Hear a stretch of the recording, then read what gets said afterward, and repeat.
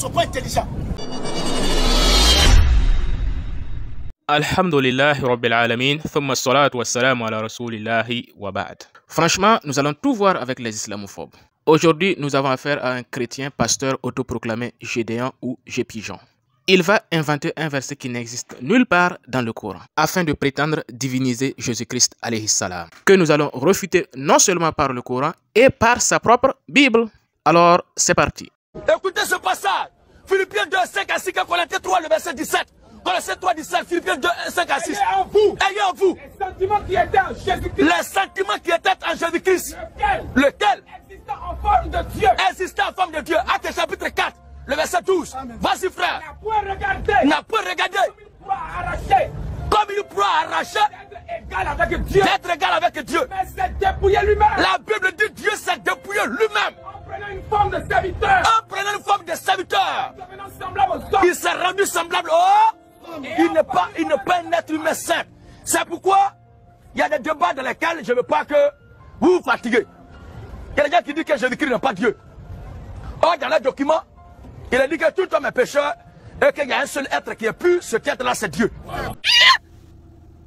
Continue. Il y a des gens qui disent que Jésus-Christ n'est pas Dieu. Or, dans le document, il a dit que tout homme est pécheur et qu'il y a un seul être qui est pur, ce être là c'est Dieu. Bon. Il est écrit dans le même document que Jésus-Christ est né, pur et sans péché. Il est écrit dans le même document que Jésus-Christ est né, pur et sans péché. Tu mens, il ment. Bon, si Jésus-Christ n'est pas Dieu, c'est que votre document-là n'est pas sérieux. Gédéon, s'il y a quelqu'un qui n'est pas sérieux, c'est bien toi. Il n'existe aucune sourate dans le Coran qui dit que Jésus-Christ alayhi salam est sans péché. Il n'existe aucun verset dans le Coran qui dit que Jésus-Christ est sans péché. Il n'existe aucun verset du Coran qui dit que seul Dieu est sans péché. Ça n'existe pas. Où tires-tu ce mensonge? C'est vrai que le christianisme est une religion de mensonges, mais à mentir jusqu'à ce point, j'en suis complètement assommé. Après cette vidéo, tu vas regretter toute ta vie d'avoir menti sur le Coran. Parce que je vais te cramer avec ta propre Bible à la fin. Gépigeon, quand tu mens que le Coran dit que Jésus-Christ alayhi salam est pur et sans péché, j'espère que tu ne fais pas allusion à la sourate 19, le verset 19. Dans cette sourate, au verset 19, Dieu il nous dit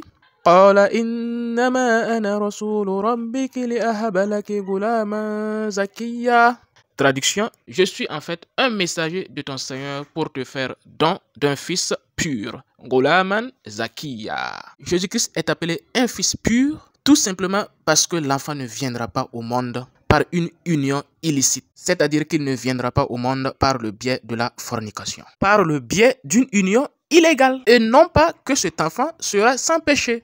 Il n'est pas dit que l'enfant est une personne sans péché. Si le Coran avait voulu dire que cet enfant est sans péché, il allait dire « Je te fais don d'un waladun ghayru muznibin ». Or, un tel verset n'existe pas dans le Coran. Mais pourquoi Gédéon il ment? Pourquoi il introduit des verbatims qui n'existent pas dans le Coran? Point d'interrogation. Maintenant, si l'on suppose que le terme zakou, ici utilisé pour Jésus-Christ alayhi salam, signifie non pas la pureté de la légitimité de l'enfant, mais plutôt être sans péché, vous êtes en ce moment obligé de reconnaître que Jean-Baptiste aussi est sans péché. Pourquoi? Parce que le même terme Zakou est utilisé pour Jean-Baptiste, sourate 19, le verset 13.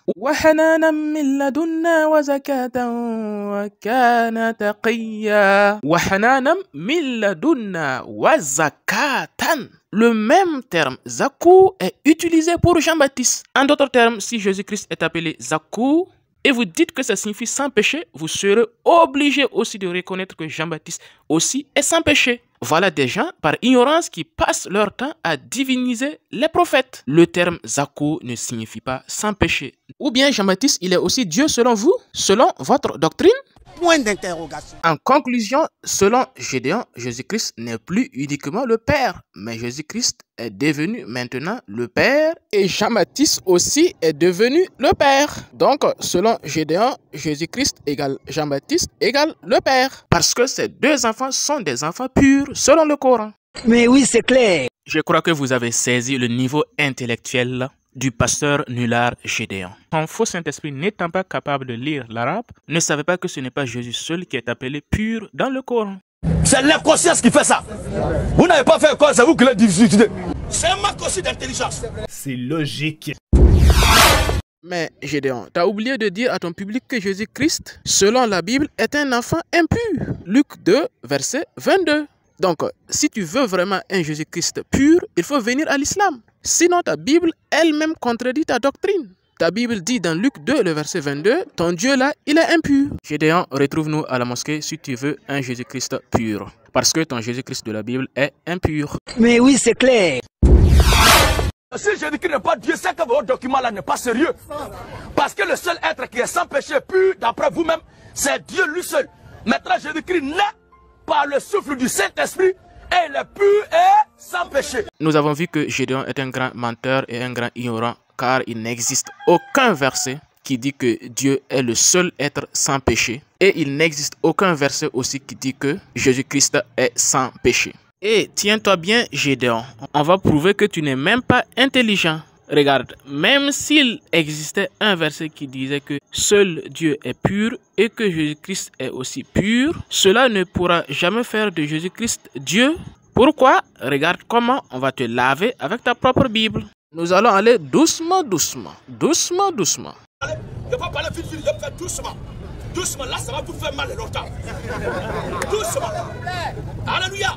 Regarde l'exemple que nous allons prendre, monsieur Gédéon. Dans ta propre Bible pour montrer que tu n'es pas intelligent. Il existe un verset dans la Bible qui dit que seul Dieu, il est saint. Apocalypse chapitre 15, le verset 4. Seul Dieu est saint. Ce qui veut dire qu'on ne doit plus trouver un autre verset qui appelle quelqu'un d'autre saint. Sinon, la personne serait Dieu. Alors que dans Tite 1, le verset 8, il est dit que le prêtre est saint. C'est le même terme grec hosios qui est utilisé dans Tite 1.8. Ce qui veut dire que si c'est seul Dieu qui est saint, alors que dans Tite 1, le verset 8, le prêtre est aussi appelé saint, hosion ici, nous arrivons à la conclusion selon Gédéon que le prêtre est aussi Dieu. Puisque selon le mensonge de Gédéon, il mentait que selon le Coran, seul Dieu, il est sans péché et que Jésus-Christ, alayhi salam, est aussi sans péché. Donc il serait Dieu. Maintenant que nous avons vu que le prêtre est saint, selon la Bible, et que cette même Bible affirme que c'est seul Dieu qui est saint, selon Gédéon, le prêtre est alors Dieu. Vous voyez des raisonnements bidons comme ça. Tu ne maîtrises même pas ta propre Bible. Que pourras-tu nous enseigner dans le Coran? Tu es trop nul. Tactiquement, techniquement, tu dois être saturé dans la tête. Tu dois avoir des problèmes. Tu es trop nul.